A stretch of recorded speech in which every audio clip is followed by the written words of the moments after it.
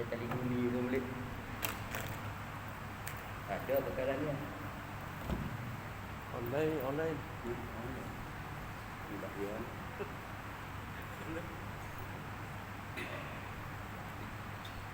Assalamualaikum warahmatullahi wabarakatuh.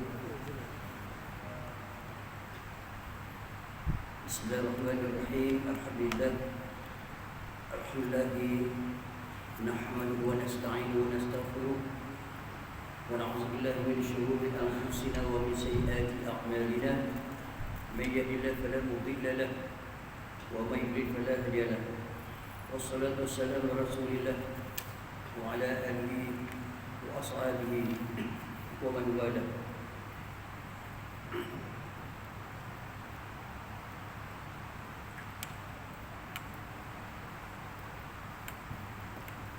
Pertama sekali kita syukur kepada Allah Subhanahu wa taala. Sebelum itu mari sama-sama kita menghayati surah Al-Fatihah. Kita hadiah kepada Rasulullah SAW, sahabat-sahabat, keluarga baginda, seluruh muslimin muslimat, guru kita, anak cucu kita, ayah ibu kita, majlis kita. Al-Fatihah. A'udzubillahi minasyaitonir rajim. Bismillahirrahmanirrahim. Alhamdulillahirabbil alamin. Ar-Rahmanir Rahim. Maliki yaumiddin. Iyyaka na'budu wa nasta'in. Ihdinas siratal mustaqim. Siratal ladzina an'amta 'alaihim ghairil maghdubi 'alaihim waladdallin. Syukur kita kepada Allah Taala pada pagi ini, takdirnya dan diizinkan, dikuatkan,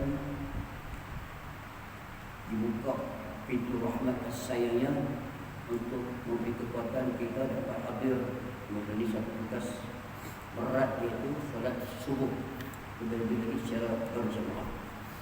Di antara solat-solat yang berat solat subuh lah. Baik, pada pagi ini kita renung seketika lah beberapa perkara tentang kelebihan membaca Al-Quran. Sebenarnya selalu diketengahkan, tapi kadang-kadang kita tidak begitu ambil perhatian. Kita menjadikan Quran itu pribadi khusus kita lah. Kita nak baca ke, nak tadabbur ke, nak tafsir ke, maka ini di antara ya. Selalu kita diketengahkan dengan beberapa hadis-hadis lah. Asasnya yang pertama sekali itu, yang nombor satunya kebenaran Sayyidina Abu Bakar As-Siddiq telah menerima pesanan dari Rasulullah sallallahu alaihi wasallam. Yani saya peganglah, yaitu khairukum man ta'allama al-Quran wa 'allamahu. Sebaik-baik kita orang yang belajar Al-Quran dan mengajar kepada orang lain. Mana sebelum kita nak tahu Al-Quran, belajar. Ini masalahnya. Bila kita sebut belajar, budak-budak yang belajar Al-Quran, hantar ke sekolah, kafah dan sebagainya. Kadang-kadang ibu ayah pun tak begitulah tentang Al-Quran, menerangkan anak. Okey, satu tugas dah lepas. Tapi bagian tugas diri kita sendiri. Sebab tu hadis ni cantik. Rasulullah sangat-sangat memberi peruntukan spesialnya orang-orang yang belajar Al-Quran. Sebab Al-Quran ini bukan bahasa Melayu, bukan bahasa Inggeris, bukan sekadar bahasa Arab, tapi dia punya nilai tingginya, kualitinya, balaghahnya, nahwunya, sarafnya, tata bahasanya. Bahasa Al-Quran itu lebih mulia, lebih tinggi. Perlu dibelajar. Mudah-mudahan dengan cara itu kita dapat memahirkan. Kemahiran membaca itu sendirilah akan membawa kita modal kita untuk bertemu dengan Allah Subhanahu wa taala. Prinsip ini. Saya baca beberapa perkara lah, antara lain Aisyah radhiyallahu anha berkata, di mana Nabi sallallahu alaihi wasallam, Aisyah isteri Nabi sallallahu alaihi wasallam yang banyak berdamping dengan Nabi sallallahu alaihi wasallam. Bahasa Arabnya ini beginilah. alladhi yaqra'ul Qur'ana wa huwa mahirun bihi ma'as-safaratil kirami al-bararah. Walladhi yaqra'ul Qur'ana wa huwa yatatta'na fihi wa huwa syaqqun 'alaihi lahu ajrun. Ini perhatian ini. Ini peluang kita. Orang-orang yang membaca Quran dan lebih cekap, lebih mahir membaca Quran, nanti dia disenaraikan akan bersama-sama dengan para malaikat, malaikat pencatat amal, kiraman katibina, raqib dan atid, di antara lain, yang mereka itu sangat setia dengan Allah SWT. Para malaikat lah. Lalu kita baca ayat Quran kan, sifat malaikat itu tak pernah derhaka sikit pun, tak culas. Alaiha malaikatun ghilazun shidadun la ya'suna Allah ma amarahum wa yaf'aluna ma yu'marun. Sepatutnya kita baca ayat itu tadi, tapi kita ambil ujung. Itu ayat itu nak cerita tentang peranan kita lah, untuk kita jaga diri kita, jaga ahli keluarga kita. Jadi nak jaga ahli kita, nak jaga keluarga kita, prinsip pertama sekali kita bantu, kita ada dididik mereka dengan pertama sekali kemahiran untuk baca Quran. Ini tugas pertama sebenarnya, sebab Al-Quran itu nombor satu sebenarnya. Daripada hal-hal lain, Al-Quran itu nombor satu sebenarnya.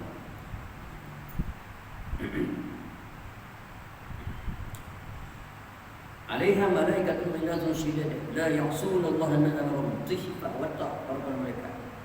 Oleh kerana Al-Quran ini dari Allah SWT, malaikat sangat suka pada Al-Quran. Bahkan ada malaikat yang mencatat kita. Bila kita baca Quran itu, satu huruf diganda dengan beberapa tingkatan.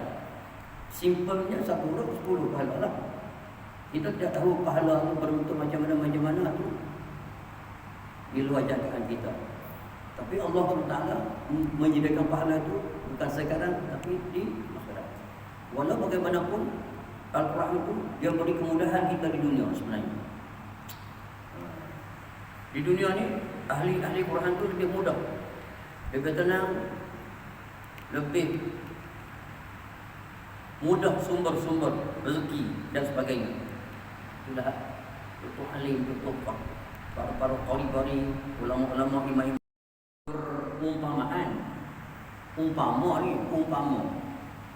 Jadi perumpamaan ni contoh sajalah kan, di mana perumpamaan orang-orang beriman kita, tetapi satu bapa munafik. Rasulullah kata, ya ini orang munafik, Abdullah bin Ubay. Tapi senarai munafik Rasulullah tidak beritahu. Hanya seorang saja yang beritahu. Kita tak ingat siapa nama. Hatta satu ketika Sayyidina Umar Al-Khattab, Sayyidina Umar Al-Khattab itu khalifah yang hebat. Bahkan Rasulullah kata, kalau ada Nabi, bukan di antara Nabi-Nabi itu mungkin Sayyidina Umar itu layak Nabi. Mana hebatlah Umar Al-Khattab kan? Dua Umar, maka Allah pilih Umar Al-Khattab. Sayyidina Umar itu tentu dah masuk syurga. Tetapi Sayyidina Umar itu, dia tahu ada seorang sahabat yang tahu, ada senarai. Rasulullah beritahu kat dia, tapi kamu jangan hebah. Nampak tak? Ada benda yang tak boleh hebah, no? Sistem kita, sistem kerajaan, sistem apa? Sulit dari hal anggota, kan? Urusan Sri Paduka Baginda. Tapi Sayyidina Umar cuba dapatkan, bertanya kepada orang itu, cuba kamu cek dalam senarai yang kamu tahu itu ada nama aku. Tak boleh. Sayyidina Umar ni, Allah Akbar. Berapa ribu kali ganda dengan kita. Kan? Orang kampung tengok orang susah, tak apalah cerita Sayyidina Umar tu. Lalu Seolah-olah Rabbina Umar tu yang hebat itu. Kalau kita lah, ada orang yang tahu tentang kita, kedudukan kita ni, nama senarai dah. Senarai dia cantik nama Osman ni, ada nama munafik. Itu ceritanya. Dia risau. Sifat munafik itu. Munafik ni orang Islam lah, tapi munafik. Mana kita nak tahu? Kita tak pernah kata. Tapi macam munafik adalah macam. Sifat munafik. Sifat munafik Allah bentangkan kan. Bila kita cakap bohong. Suka cakap bohong. Bila berjanji, mungkin janji. Itu sifat munafik lah. Bila diamanahkan, tak jujur.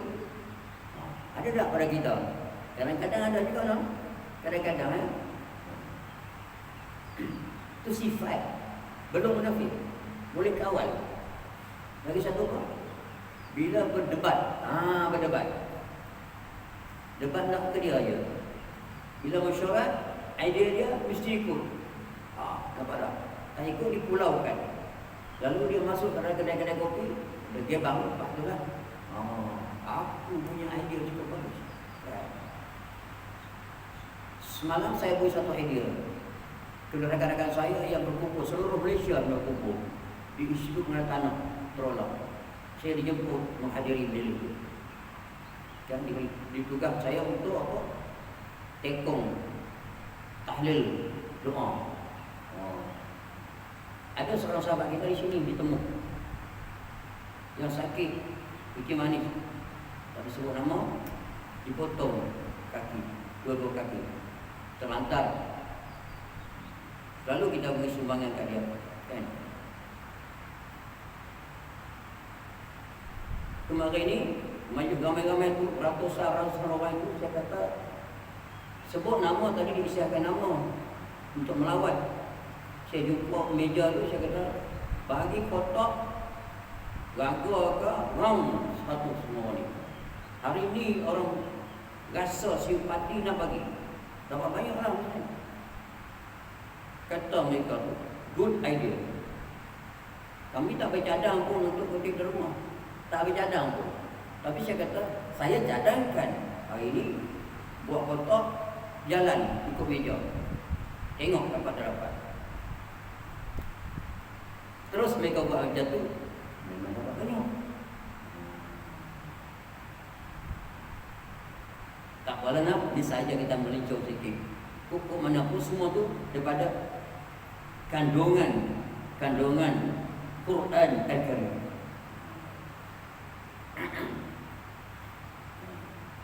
Orang yang munafik yang tak baca Quran. Tadi munafik yang baca Quran macam buah yang tak wangi, tak sedap, tak faedah. Orang munafik juga yang tak baca Quran, padan lah dengan dia kan. Lagi tu pula buah pun busuk, makan lagi busuk. Umpama, ni umpama. Jadi kita bolehlah muhasabah diri kita sendiri. Kita jangan termasuk golongan orang yang kita orang Islam tapi tak mau meletakkan diri kita sebagai orang beriman yang khairukum man ta'allama al-Qur'an wa 'allamahu wa yaqra'ul Qur'an. Jadi orang yang belajar, jadi orang yang mengajar, jadi orang yang membaca. Quran ni bukan macam nasi. Quran ni injection hari-hari. Dia saluran darah. Dia masuk saluran darah. Dia menyubur minda, akal. Dia menggemukkan rohani kan? Marwah. Roh. Marwah. Rohani. Dia kata marwah. Roh nak tanya. Woi, awak ni tak ada marwah lah. Apa maksud ada marwah? Maksudnya dia kurus. Marwah, roh dia kurus. Orang tak marwah dia, roh dia kurus.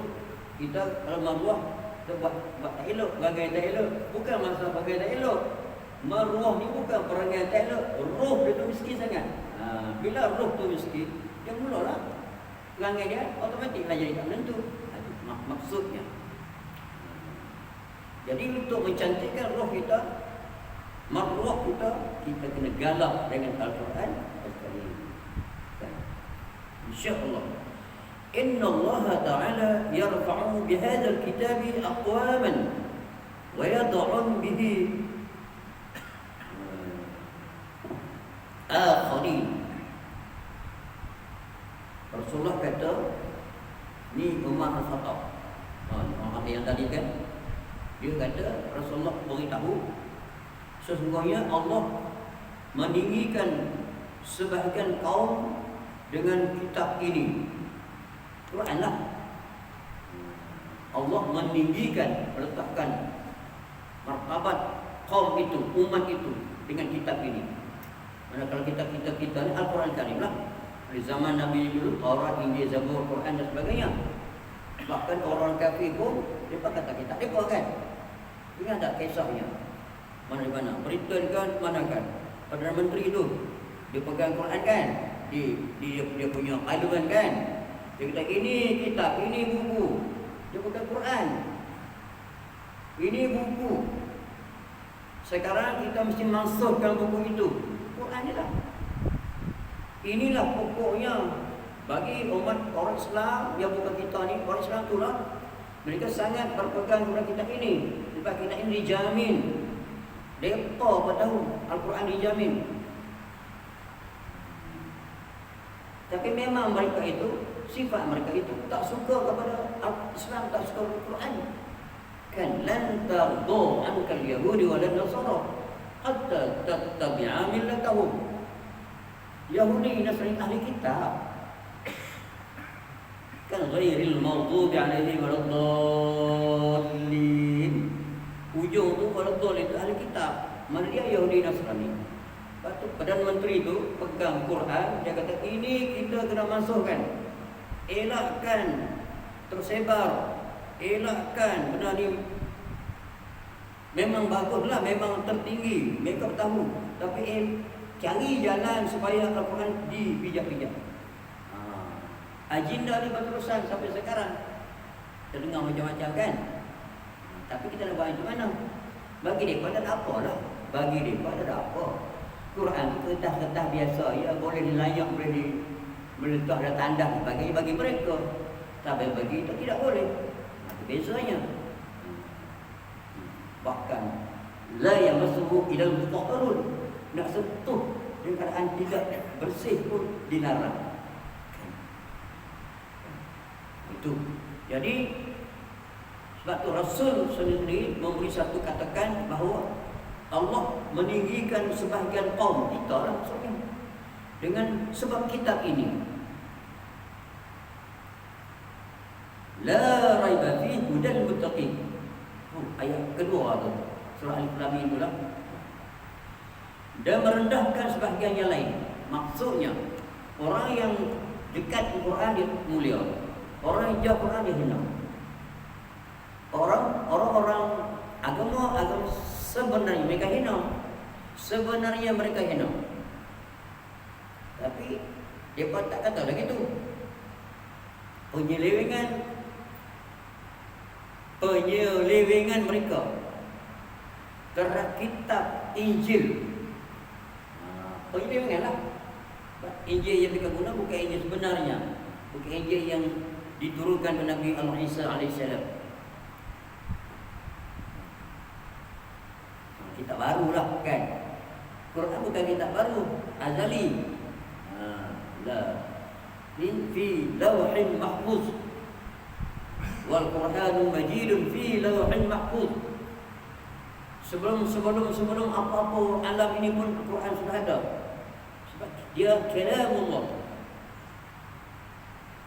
Apa kalamullah? Hukum Allah. Hukum Allah. Mana boleh tinggal hukum Allah? Kita ni semua hukum Allah. Nak bangun tidur pun hukum Tuhan, nak tidur pun hukum Tuhan, nak cari makan pun hukum Tuhan. Tadi ayat doa kita baca. Kadang-kadang saya baca tu, saya rasakan bahawa mudah-mudahan kita tak jadi macam tu. Mana ayat?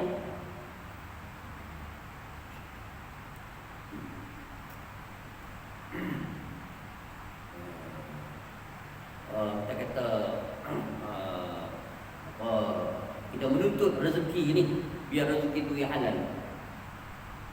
Tadi 3 kali tu lah. Sebab kita nak bawa diri kita dan masyarakat kita supaya kita tidak jadi hanya merebut-rebut cari-cari rezeki tapi tak kisah halal dah haram kah, tibai saja. Kita cuba doa kat Tuhan tu.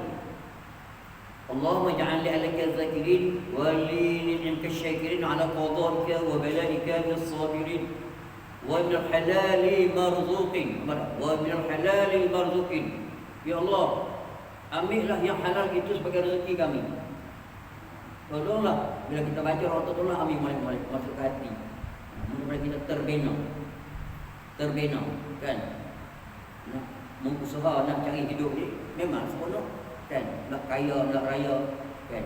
Tapi sumber-sumber itu Tuhan punya. Kalau kita tak minta Tuhan mengawal kita, memang kita sapu sajalah. Tapi kita nak Allah urus kita supaya kita sumber-sumber itu rezeki itu halal. Wa an harami ma'sum wa 'anil haram. Tadi wa minal halal wa 'anil haram. Ada 2 perkataan. Minal halal 'anil haram. Itu kalau kita mengaji Arabi sekalian mantiq nama dia. Wa minal halal marzuqin wa 'anil haram maqsumin. Yang bagus itu mina, daripada. Yang tidak bagus anil, tolak, negatif. Positif, negatif. Doa dia ada orang negatif, masukkan yang halal, buangkan yang haram. Itu negatif. Kenapa dah? Dia ada mizan, timbangan.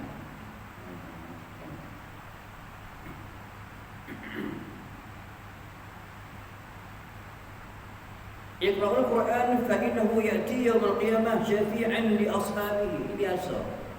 Kita tahu ni benda tu. Bacalah Quran ke dia.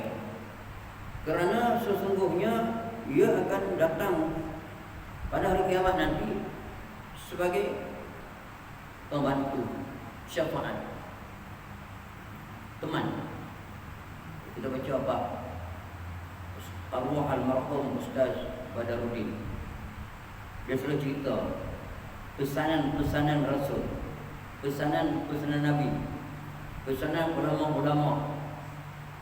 Semua ada pesanan-pesanan dia dibukukan. Saya ada buku tu. Lepas tu, tak Allah. Dia selalu cerita pasal siapa nak bantu kita kan? Siapa nak bantu kita di alam mahsyar, alam kubur? Siapa nak bantu kita? Tetapi hebat, ada satu pembantu yang jelas, itu Al-Quran Al-Karim. Bagi kita subjek macam tak logik. Macam tak logik lah kita kata. Tapi bukan masalah logik. Bukan masalah logik. Masalah Allah. Masalah ghaibiyah. Iman tu ghaibiyah kan. Syar'i itu jelas. Logika syafaat. Tapi iman bukan logik. Ghaibiyah ni kedalaman, keyakinan. Kemarin Ustaz tu beritahu kita. Ustaz Puan Malam sudah diberikan apa peranan batinnya atau peranan zahirnya, batin dan zahir. Tahu cerita pasal apa yang kita baca dalam solat itu, soal bolehnya kita kena cari faham situlah kan, itu maksudnya. Jadi nak cari sahabat tak? Nak cari pertolongan tak? Ya. Kenalah, kena begitulah. Lagi satu lagi 5 minit. Jangan sayangkan bab-bab ini tiada iri hati. Kita ni ada iri hati. Hasad dan itu iri hatilah. Tiada iri hati melainkan kepada 2 orang. Boleh iri hati, boleh jealous, boleh dengki-dengki kepada 2 golongan. Satu lelaki yang dikurniakan Al-Quran oleh Allah, lalu dia mengamalkannya. Maksud dia amal, dijurid, dia baca waktu malam dan siang. Ada orang tu dia raya baca Quran, kata begitu. Lalu kita ada sifat dengki dah dia. Ni dengki yang bagus ni. Dengki yang bagus. Kita rasa Allah, aku malas. Aku malas. Tapi bukan kita nak menjahanamkan dia. Aku macam ni tu, kalau aku macam tu kan bagus. Itu begitu kan. Satu. Dan yang digunakan harta oleh Allah, orang senang. Orang mudah lah, hidup dia bagus dan senang, pemurah kan. Kita dengki kat orang tu lah. Sebab dia gaji bersedekah.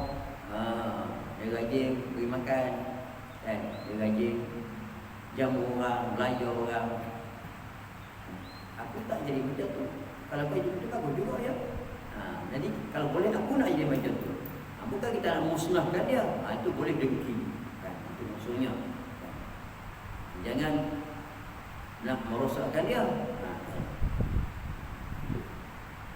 Ada lagi satu hujah dia kata, tiada hasad atau iri hati melainkan kepada dua golongan. Jadi dua orang lelaki yang diberikan harta oleh Allah, lalu dia mengilhamkannya untuk membelanjakan harta itu ke jalan kebenaran. Ramai kan? Ramai orang macam tapi tak berapa ramai kan? Ada. Dan lelaki yang aku kurniakan hikmah oleh Allah, lalu dia memutuskan sesuatu dengannya dengan mengajarkannya. Hikmah ilmu maksudnya. Kita cemburu pada orang pandai-pandai itu. Kan. Tengok Ustaz Ibrahim, tengok jalan Ustaz Ibrahim. Simple wataknya, tapi kan, hikmahnya tu. Dia bercakap simple, hikmahnya banyak. Kita dengar dia tak jemu-jemu pun. Kan. Ada kadang-kadang macam tuan-tuan dengan saya ni jemu sebab dia tak ada hikmah. Tapi dengar salam kita jalan tu mungkin kita rasa rumah. Saya tak boleh cakap panjang-panjang sebab jadi orang tak suka tentang hikmah. Ustaz Ibrahim tu dia baca panjang, ada hikmah. Dia pandai betul speaking pun ada, no?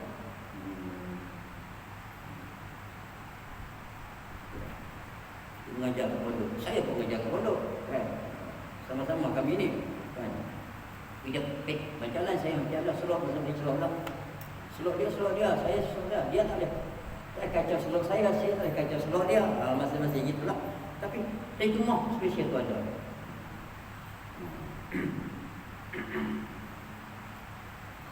Kelas selalu kita kata siapa-siapa yang baca Quran.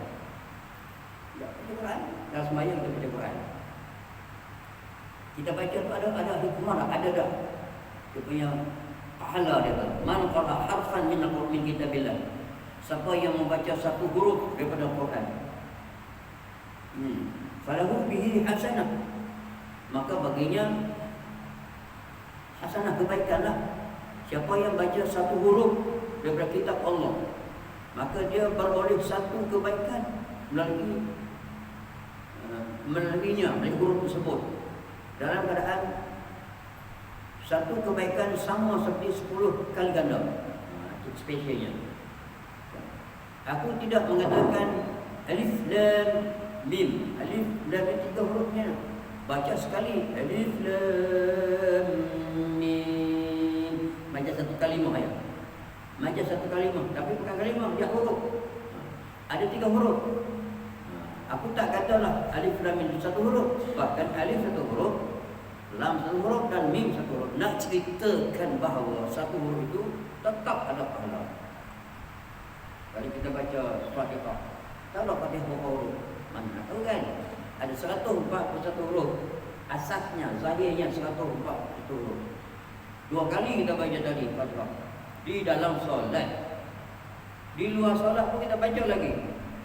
Wirid tadi 2 kali Fatihah juga kita baca. Kalau dalam solat tu asalnya 1 gandaan 10. Tetapi dalam solat bukan saja 1/10, dia boleh ganda. Ganda. Allah punya pemurah gandaan pahala, masya-Allah. Masya-Allah, lebih pada hantar sampai 700 kali ganda pun ada. Itu dia punya galakkan dia, motivate dia. Tapi Allah tu Maha Pemurah, Dia boleh beri berganda-ganda. Kita tak tahu. Nah, jadi antara lain kalau kita baca Quran, kita seorang yang penenang, seorang yang penyabar, seorang yang watak yang natural, kebiasaan. Dia tak kacau orang tak kacau dia. Umpamanya lah, kan? Dia tak gelabah. Hidup sama macam tu jugalah. Bahkan Allah pelihara, banyak Allah pelihara kita kepada macam-macam lah. Wallahu a'lam. Itu.